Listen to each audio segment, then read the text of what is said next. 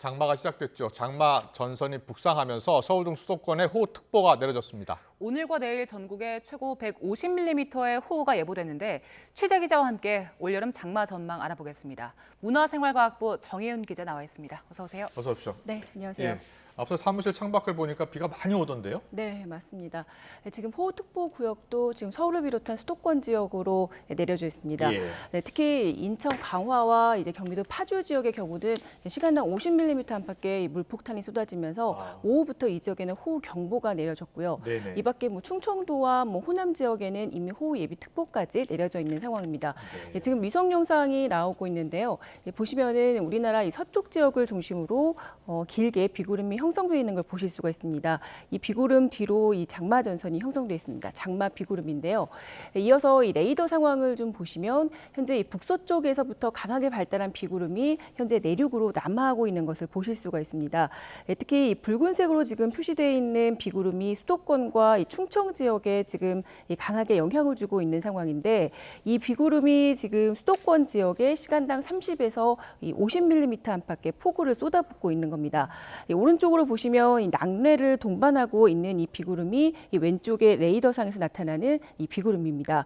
특히 단시간에 이 비구름이 수도권 지역에 많은 비를 지금 쏟아붓고 있기 때문에 인천을 비롯해서 경기 북부 지역을 중심으로는 비 피해가 우려되고 있는 상황입니다. 네, 그럼 지역별로 얼마나 많은 비가 내리겠습니까? 네, 일단 내일까지 가장 많은 비가 우려되고 있는 지역은 호남과 제주도 지역인데 이 지역에는 150mm 이상의 호우가 예상되고 있습니다. 네, 그리고 서울을 포함한 수도권과 영서 그리고 충청도와 전북 지역에도 120mm가 넘는 많은 비가 내릴 것으로 예상이 됩니다. 우선 오늘 오후부터 밤 사이에는 수도권과 영서 지방에 가장 많은 비가 내리면서 위험 요소가 좀 집중이 될 것으로 예상이 됩니다. 예. 말씀드렸지만 이 지역에는 현재 시간당 30에서 50mm 가량의 강한 비가 집중이 되고 있기 때문에 네. 호우 피해가 발생할 가능성이 무척 큰 상황이고요.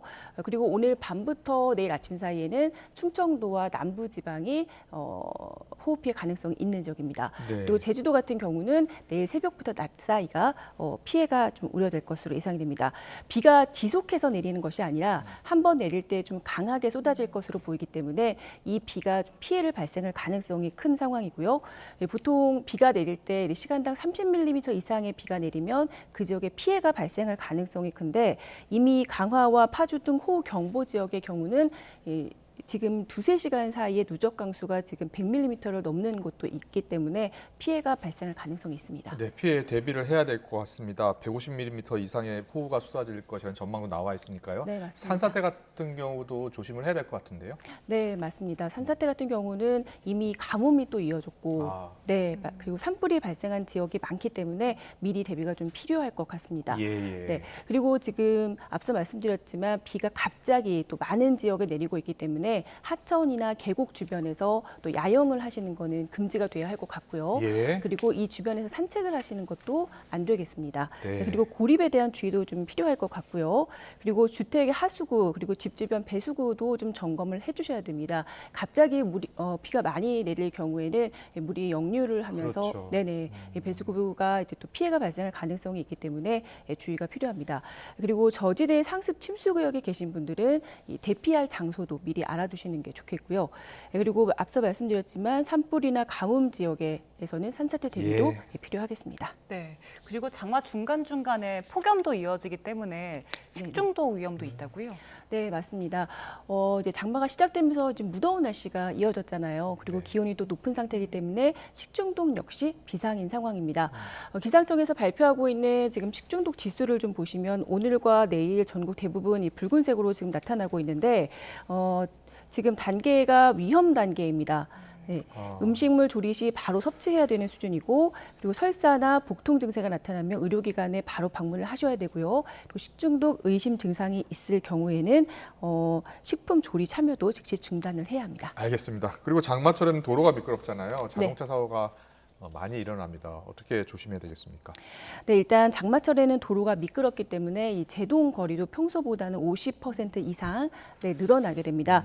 이 브레이크를 밟아도 좀 제때 서지 못해서 사고 발생 위험이 높아지는데 2015년 이후 5년간 빗길 사고 현황을 좀 조사를 해봤습니다. 네. 실제로 7월에 사고 건수가 가장 1년 중 많았는데 10,000건 이상이 됐고요. 그리고 사상자 수도 10,000명이 넘었습니다. 네. 그만큼 이 장마철에 주의가 좀 필요하다는 거고요. 그리고 이 맑은 날씨를 제외한 이제 기상 상태별로 이제 봤을 때도 비가 내릴 때가 69%로 가장 많았습니다. 그래서 이 장마철 빗길 사고를 줄이려면 어떻게 해야 하는지도 좀 궁금하실 겁니다. 먼저 비가 내릴 때는 안전거리를 좀 충분히 확보를 하시는 게 좀 좋겠고요. 네. 그리고 속도도 20% 이상은 줄여주셔야 합니다. 그리고 이 폭우가 쏟아지는 날 이 절반 이하의 속도로 좀 운행을 해주셔야 되고요. 그리고 출발 전에 이 타이어 상태를 좀 점검하는 것이 중요한데 보통 이 타이어 홈의 깊이가 좀 1.3mm 정도까지 닳게 되면은 이 제동 거리보다는 이 평소보다 2배 이상 길어지기 때문에 이 홈의 길이 그 사이 거리 그 길이가 홈의 깊이가 1.3mm까지 닳기 전에 이 타이어를 교체해 주시는 것이 좋다고 합니다. 또 이 자동차 침수와 또 이 고립을 피하기 위해서는 집중호우 예상 지역의 그 운행은 가급적 좀 삼가해 주시는 게 좋고요. 또 침수 지역을 달리실 때는 시속 10에서 20km까지 이 속도를 줄이시는 게 좋습니다.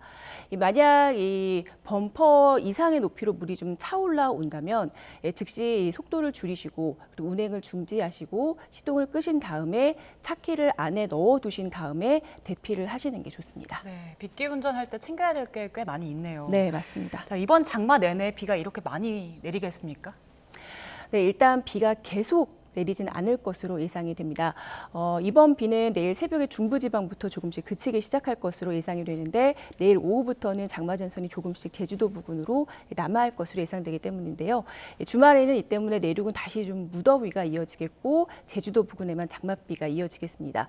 이번 장마는 전문가들은 약 한 달 정도 평년 수준 정도로 이어질 것으로 예상을 하고 있습니다. 하지만 앞서 말씀드린 대로 비가 좀 계속 이어지는 건 아니고 무더위와 비가 반복되면서 이 게릴라 호우가 이어질 것으로 예상이 되고 있습니다. 네, 비 피해에 미리미리 대비해야겠습니다. 문화생활과학부 정혜영 기자와 함께했습니다. 잘 듣습니다. 네.